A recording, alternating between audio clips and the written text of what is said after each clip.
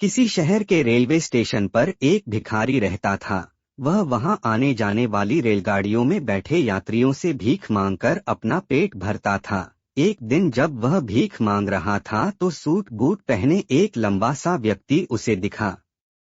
उसने सोचा कि यह व्यक्ति बहुत अमीर लगता है, इससे भीख मांगने पर यह मुझे जरूर अच्छे पैसे देगा। वह उस लंबे व्यक्ति से भीख मांगने लगा। भिखारी को देखकर उस लंबे व्यक्ति ने कहा, तुम हमेशा मांगते ही रहते हो क्या, कभी किसी को कुछ देते भी हो? भिखारी बोला, साहब मैं तो भिखारी हूँ, हमेशा लोगों से मांगता ही रहता हूँ, मेरी इतनी औकात कहाँ कि किसी को कुछ दे सकूं। लंबा व्यक्ति बोला, जब किसी को कुछ दे नहीं सकते तो तुम्हें मांगने का भी कोई हक नहीं है। मैं एक व्यापारी हूँ और लेन देन में ही विश्वास करता हूँ। अगर तुम्हारे पास मुझे कुछ देने को हो तभी मैं तुम्हें बदले में कुछ दे सकता हूँ। इतना कहने के बाद वह लंबा आदमी ट्रेन में बैठकर चला गया।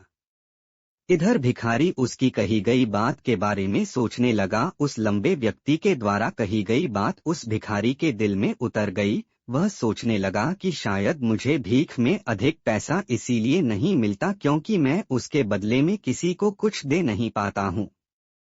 लेकिन मैं तो भिखारी हूँ, किसी को कुछ देने लायक भी नहीं हूँ। लेकिन कब तक मैं लोगों को बिना कुछ दिए केवल मांगता ही रहूंगा? बहुत सोचने के बाद उस भिखारी ने निर्णय किया कि जो भी व्यक्ति उसे भीख देगा उसके बदले में वह भी उस व्यक्ति को कुछ जरूर देगा। लेकिन अब उसके दिमाग में यह प्रश्न चल रहा था कि वह खुद भिखारी है तो भीख के बदले में वह दूसरों को क्या दे सकता है। इस बात को सोचते हुए 2 दिन हो गए लेकिन उसे अपने प्रश्न का कोई उत्तर नहीं मिला था। तीसरे दिन जब वह स्टेशन के पास बैठा हुआ था तभी उसकी नजर कुछ फूलों पर पड़ी जो स्टेशन के आसपास के पौधों पर खिल रहे थे। उसने सोचा, क्यों ना मैं लोगों को भीख के बदले कुछ फूल दे दिया करूं। उसको अपना यह विचार अच्छा लगा और उसने वहां से कुछ फूल तोड़ लिए। अब वह ट्रेन में भीख मांगने पहुंचा। अब जब भी कोई उसे भीख देता तो उसके बदले में वह भीख देने वाले को कुछ फूल दे देता। उन फूलों को लोग खुश होकर अपने पास रख लेते थे। अब भिखारी रोज फूल तोड़ता और भीख के बदले में उन फूलों को लोगों में बांट देता था। कुछ ही दिनों में उसने महसूस किया कि अब उसे बहुत अधिक लोग भीख देने लगे हैं। वह स्टेशन के पास के सभी फूलों को तोड़ लाता था। जब तक उसके पास फूल रहते थे तब तक उसे बहुत से लोग भीख देते थे। लेकिन जब फूल बांटते बांटते खत्म हो जाते तो उसे भीख भी नहीं मिलती थी।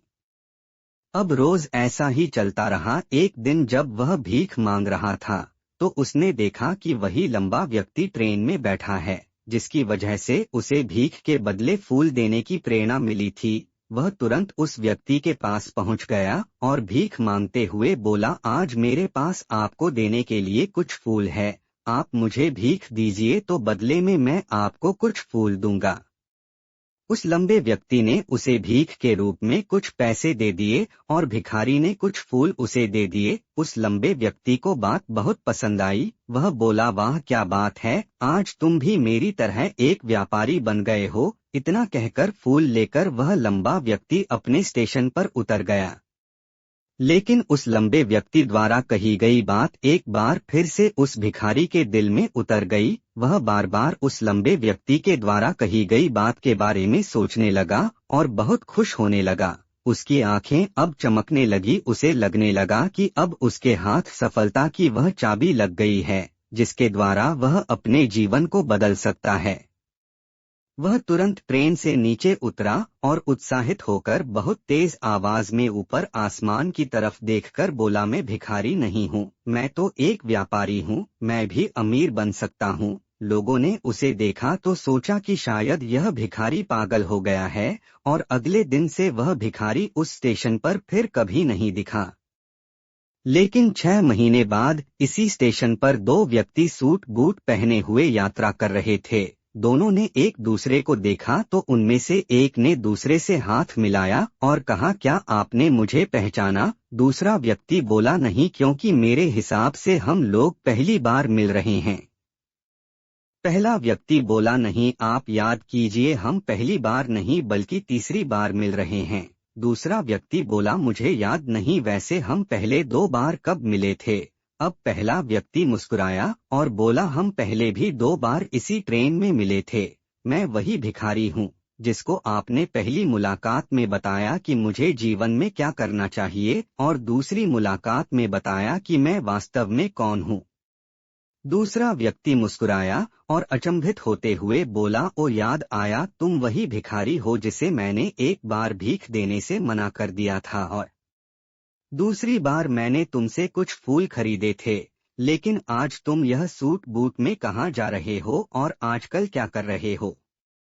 तब पहला व्यक्ति बोला, हाँ मैं वही भिखारी हूँ, लेकिन आज मैं फूलों का एक बहुत बड़ा व्यापारी हूँ और इसी व्यापार के काम से ही दूसरे शहर जा रहा हूँ। कुछ देर रुकने के बाद वह फिर बोला, आपने मुझे पहली मुलाकात में प्रकृति का वह नियम बताया था जिसके अनुसार हमें तभी कुछ मिलता है जब हम कुछ देते हैं। लेन देन का यह नियम वास्तव में काम करता है। मैंने यह बहुत अच्छी तरह महसूस किया है, लेकिन मैं खुद को हमेशा भिखारी ही समझता रहा। इससे ऊपर उठकर मैंने कभी सोचा ही नहीं।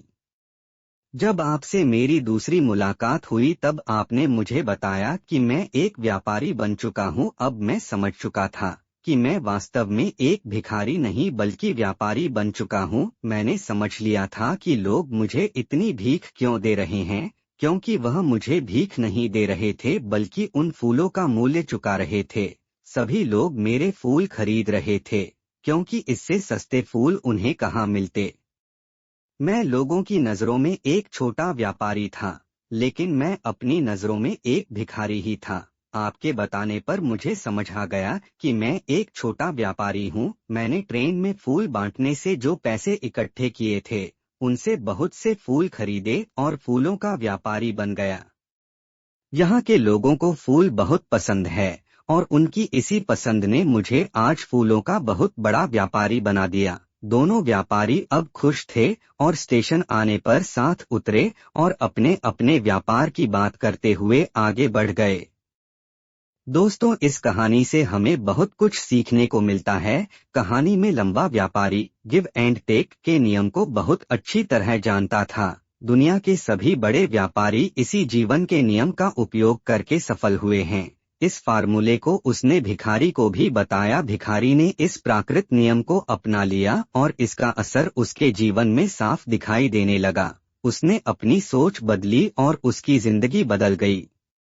यह कहानी हमें बताती है कि हम यदि अपनी सोच बदल ले तो कुछ भी हासिल किया जा सकता है। यदि हम खुद को छोटा समझते रहेंगे तो हम हमेशा छोटे ही बने रहेंगे। बड़ा बनने के लिए हमें अपनी सोच को बदलना होगा और खुद के बारे में बड़ा सोचना होगा।